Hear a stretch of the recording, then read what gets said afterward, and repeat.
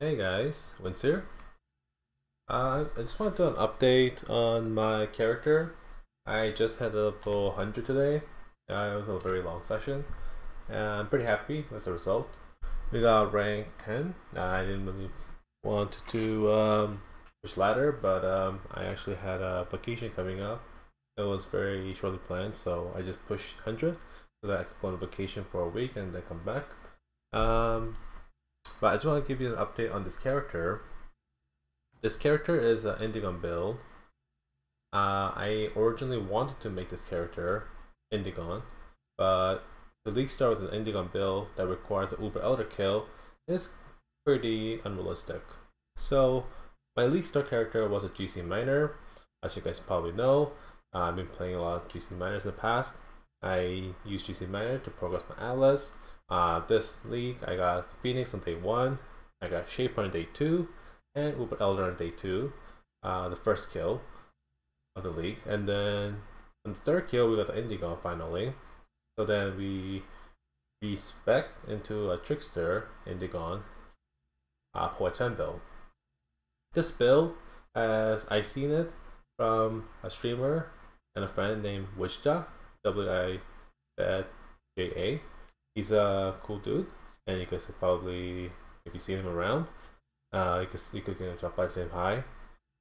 So I saw him play this build in the Flashback League. He said that this build is cheaper and more realistic to start compared to CI or ES based or low life based Hierophant build that you see before.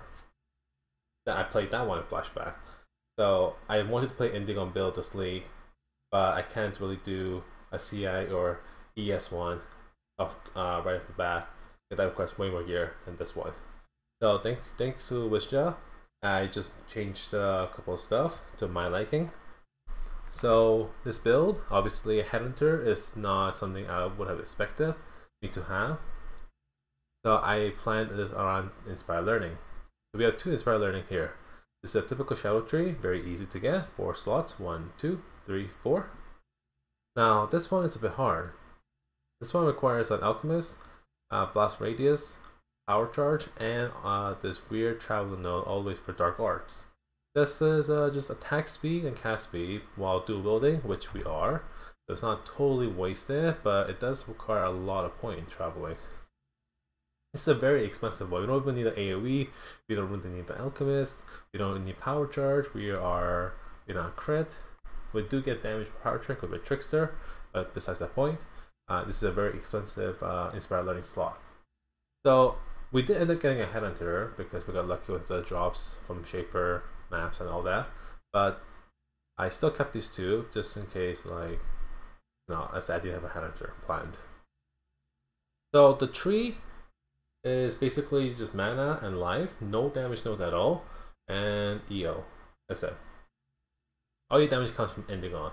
My mana pool right now is very, very low, but you could adjust Foible and some mana life rings. Almost 6k mana. It's not too bad. Probably want 7 to 8k or even 9k eventually. But this is a mapping build, so I catered this towards mapping. So I'll show the build real quickly. The T60 Underground Sea. This is what I use to farm. I have an Elder Blob going on here that alternates between Elder and Shaper. So I found a lot of Shaper and Elder bases. I'll just run the map real quickly. As I said, this is meant for XP. This is meant for Inspired Learning. This is meant for Beyond maps only. So we're not beyond it. Now Headhunter showcasing is not really fair, so I'm just not gonna wear a belt. Ideally, you want a life, cooldown reduction, and mana recovery rate Shaper build. Mana recovery rate is priority. Then if you could get cooldown reduction with life and res if you need it, that's amazing. In the beginning, you'll notice that I have like no mana cost, so you do a bit of ramp up, and then eventually, and there you go. Now you do more damage. You could just hold right click all you want to start mapping, but I don't really like that, so I just kind of hold left click and just tap right clicks. We're pushing the boss room here. T16 boss room, and she quickly melts. It's the LA Equilibrium, hexproof map, I think, and I don't know what else there is. Since map, I don't think it's relatively difficult, but this is showcasing your damage. You can see that I'm doing average of 180k right there. You can see that you know, 200k there. All these buffs are from Headhunter. It's double inspired learning, which acts like a mini Headhunter and is more than enough for just mapping to all the way to 100. You don't need an actual Headhunter. It'll be great if you do. Yeah, they inspired learning that's stacked with Headhunter, so you could keep it on if you really want. But that only shines in double beyond map. Single beyond, Headhunter or double inspired learning, one or the either will work. Combining both, not too great. Only double inspired, double beyond maps will they ever shine. But for my case, I just stay with both, just because that's what I plan to do anyways from the beginning. Yeah, so 1 month remaining. Now I showed you the their speed and the showcase of the build. So if you're interested, you keep on watching the video, and I'm gonna go over the build explanation.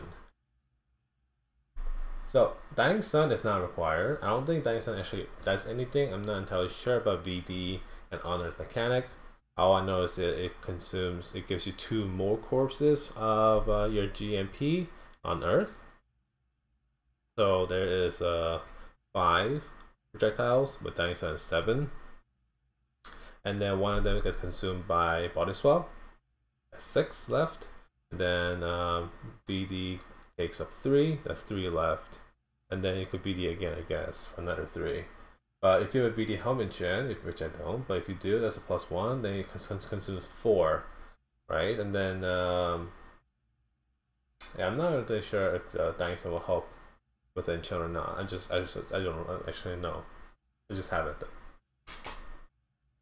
Alright, second of all, on Series Promise, Chaos Leech. This is one of your leech source, and since you are a Trickster, you have Harness of the Void, so you do a lot of chaos damage, which is not only from a Series Promise 15%, but you also do normal chaos damage by chance, and that could act and then that allows your Series Promise to give you the maximum leech as possible, which is, you know, kept at 20.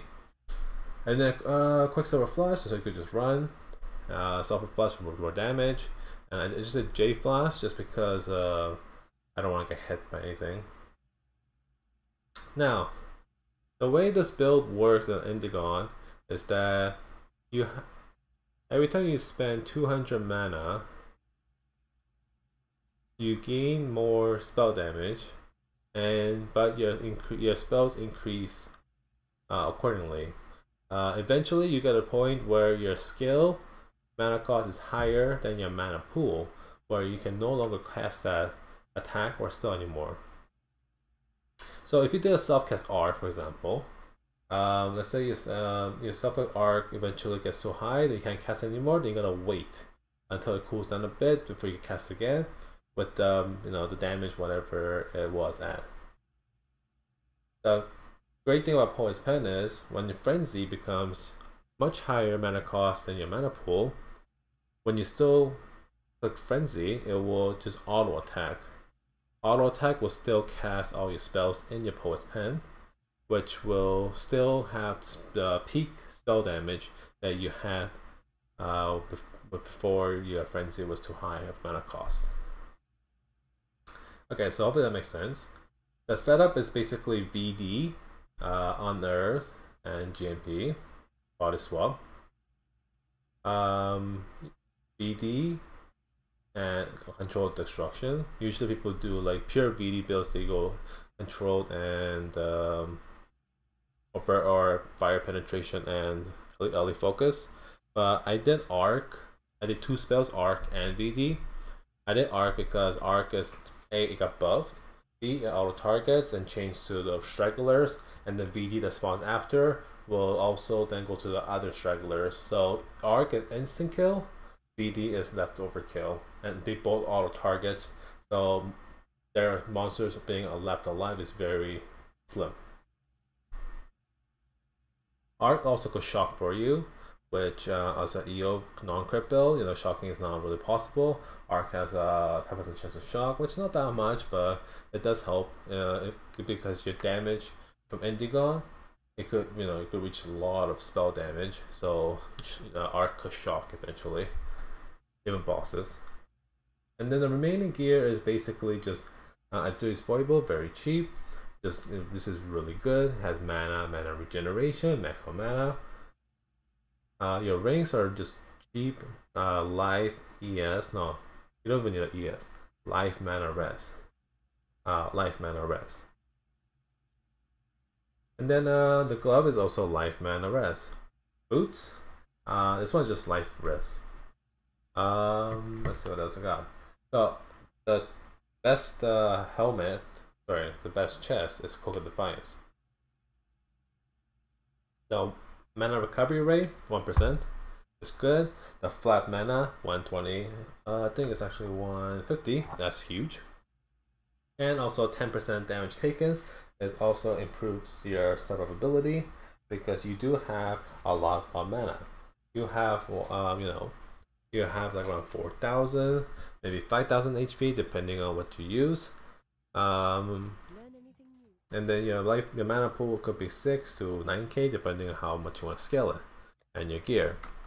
Obviously, a tanky boss, you could use a Count's Root, which will improve your life pool a bit more. Or you could use the rare boots and use Heat Blast instead. Now, this was a good mapping build. Like I said earlier, shaped belt with a mana recovery rate. But this is a mapping build, so it doesn't feel good to try to hit 100, and because you're gonna lose a lot of money on sextants and chisels and mats. So what we did was I got Aventers, right? So then I wear Aventers. The rest sometimes it doesn't work out. That's why I had to get that's why I swapped out Calms to get rest boots here, and then you can even wear Biscos then. So basically this is what I was doing, and then later on when I was XPing, I took one Permanent Signet in, and then I took out Biscos, and I put on just a life mana resistance amulet to be a rest kept, and then the belts have a turn. So I just pushed 100 like this, and then later on I found out that this amulet called Zerpi's Heart is not only really relevant to this build, just the item itself is pretty cool, because every time you use this bow skill, it doesn't matter what bow skill you use, you get a Soul Eater, and that helps you snowball throughout the whole map. And obviously because your Poet's Pen build, I chose Power Siphon. It has 2 storage usage. It only costs 15 souls, very easy to get, and I think it's 4-second prevention, so it's very short duration before you could store again. So basically you want to think of Ball Power Siphon as like a buff that lasts 10 seconds, Soul Eater. You could devolve like in Trap. I'm not entirely sure what else. If you're an archer, you could probably devolve Burning Arrow, 3 charges instead of 2 charges. Sounds good to me. So that's really good. Now, that's how I have been mapping. And normally, if I don't need XP anymore, so I just put this on. And then the passive tree, like I said, is basically just mana, whatever you can possibly get, mana, and EO that's all your damage, life mana, life, and just resistance.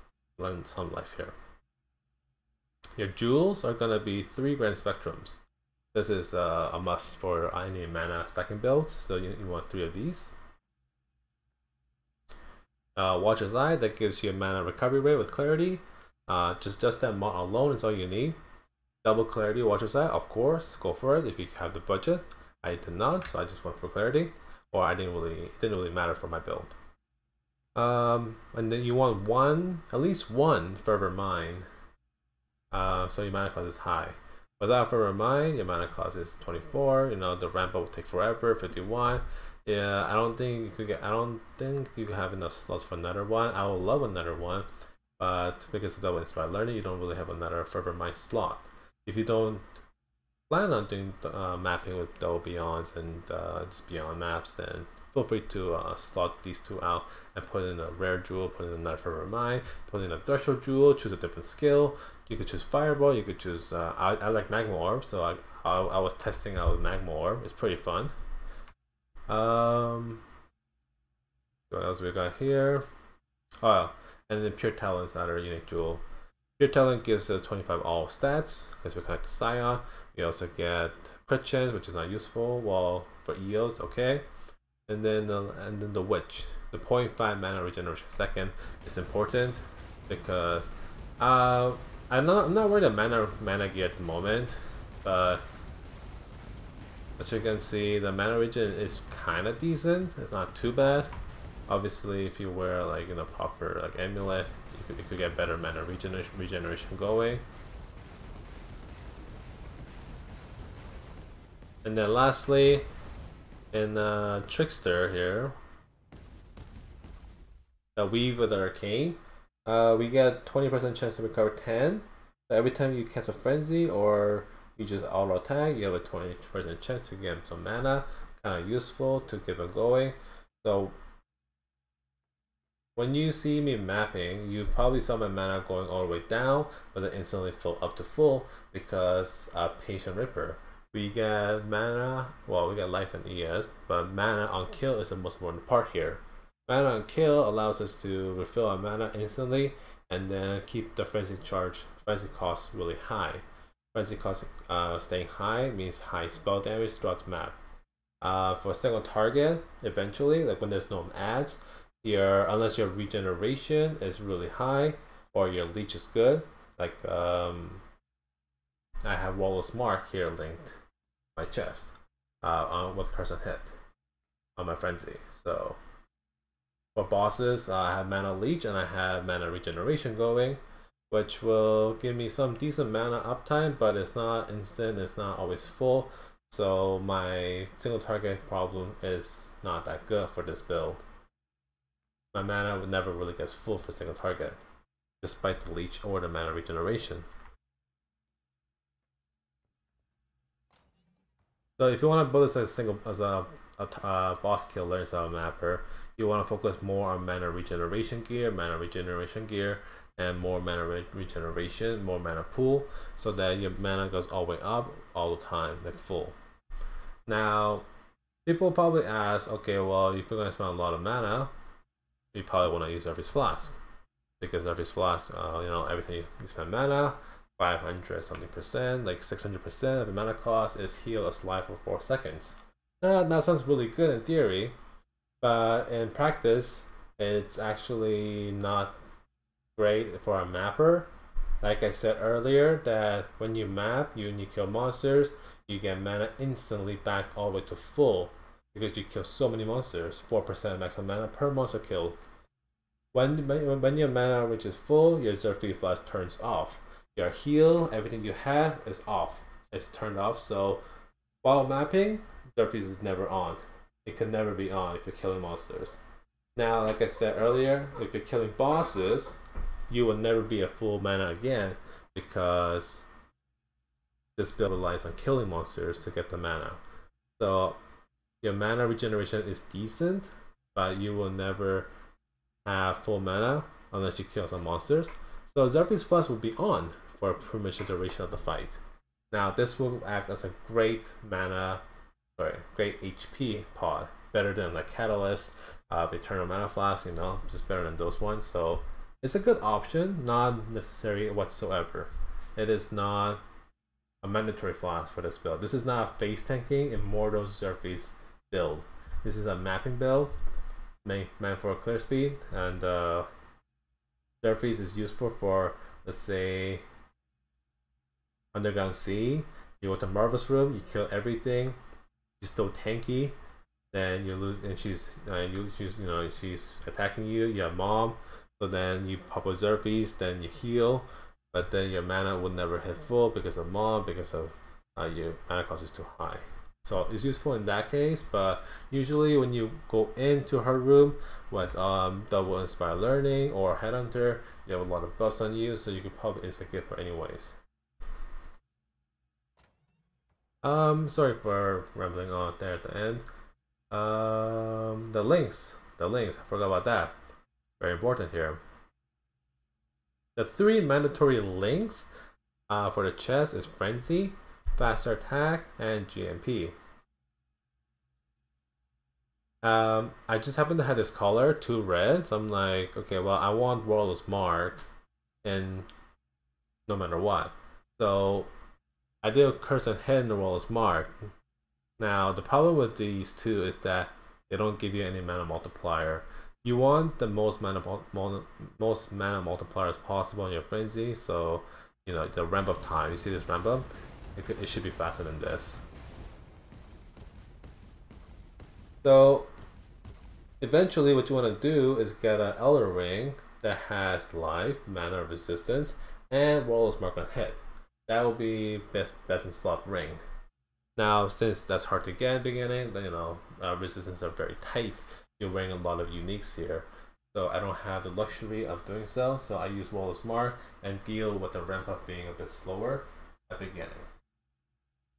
What you could do is you could weapon swap to like a 6-link spell, or I think someone told me about aura plus totem, and you could just spam that to get the ramp up going, and then you can weapon swap back to your Poet's Pen and then attack and the Frenzy on.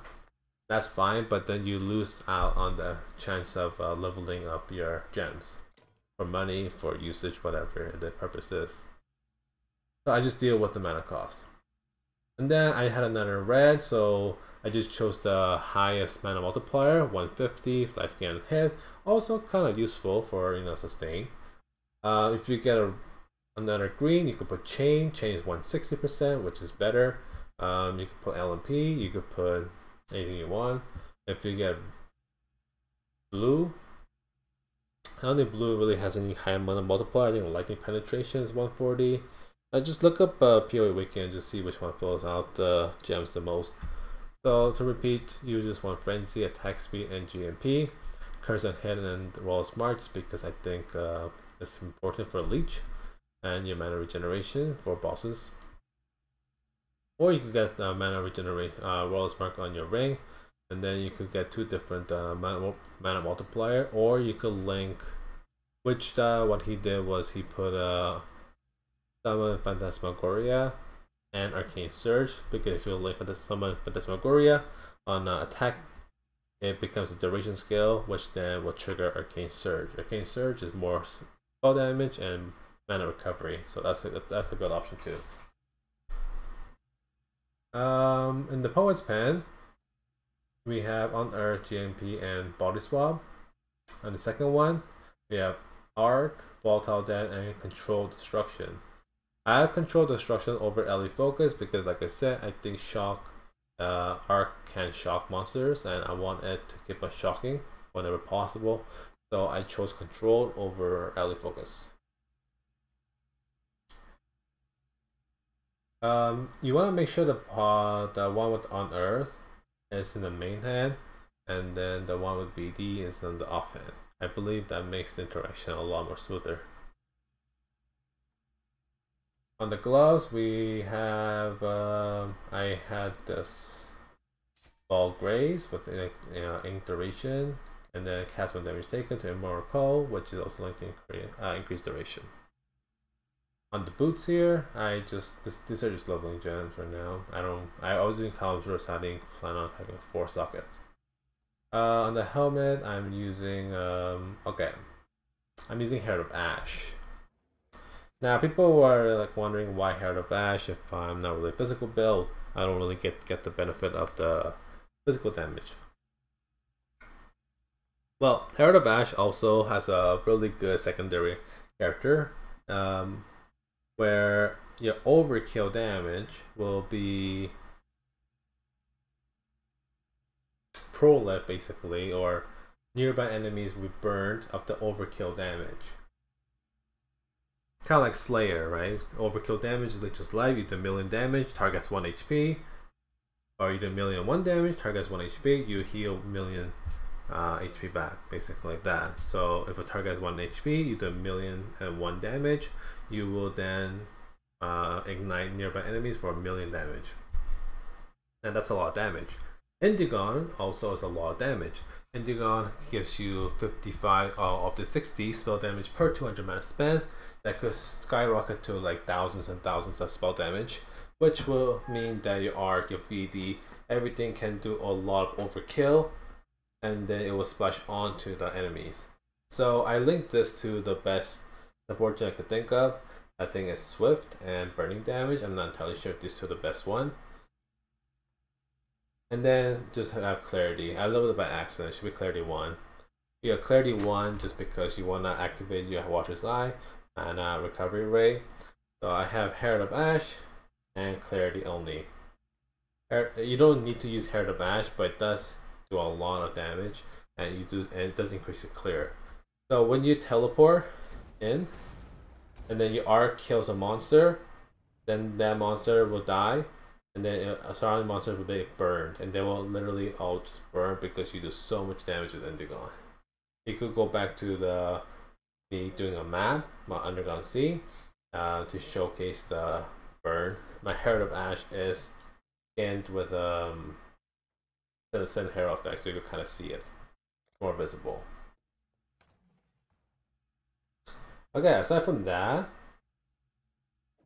I was using MF for currency farming, and then like I said earlier, then when I want to push XP, I started using Surface Heart.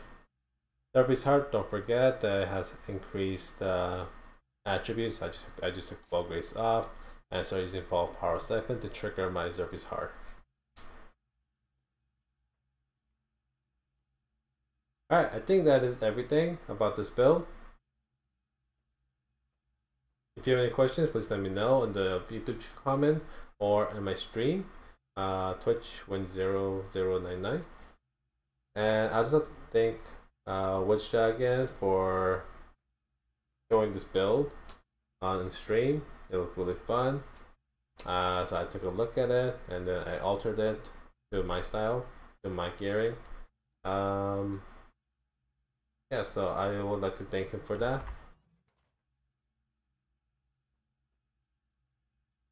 And I think the final thoughts here is, I think Trickster is the budget option of going for Indigon. If you don't have Indigon or you can't afford Indigon, but you want to play this build, chances are Trickster without Indigon is not a good choice, because you won't have damage aside from Harness of the Void, which isn't that much because it got nerfed, and all you have is basically heal and some minimal spell damage wherever you can grab. So I think a better option would probably be Elementalist. It could be EO and get some more damage, have the shock, have the prolif, or you could be crit and go Inquisitor. But I think if you want to do Trickster, it has to be Indigon, because that's where all your damage comes from. If you want to do a CI or low life variant, you want to go Hierophant, stack much as mana possible. Stacking mana will give you more damage. Stacking mana will give you more ES thanks to the Hierophant 30% mana is as ES.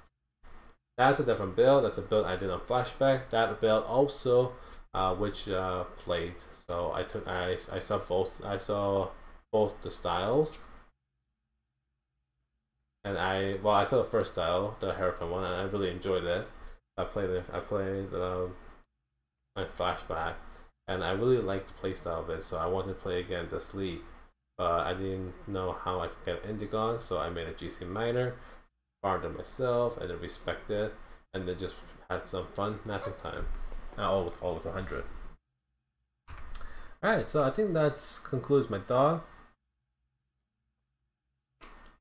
Learn anything new? I could showcase real quickly one more map of me using the expensive setup, because this is pretty expensive. It's double digit exalt, I think it's like 10 or more now. So I can show you how the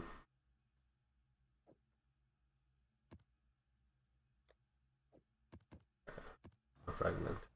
I can show you how the Soul Eater works basically if you want.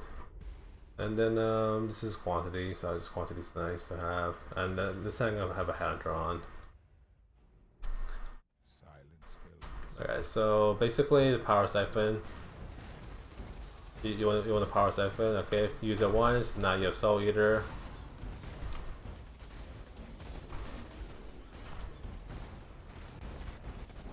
Well, I don't know what happened there.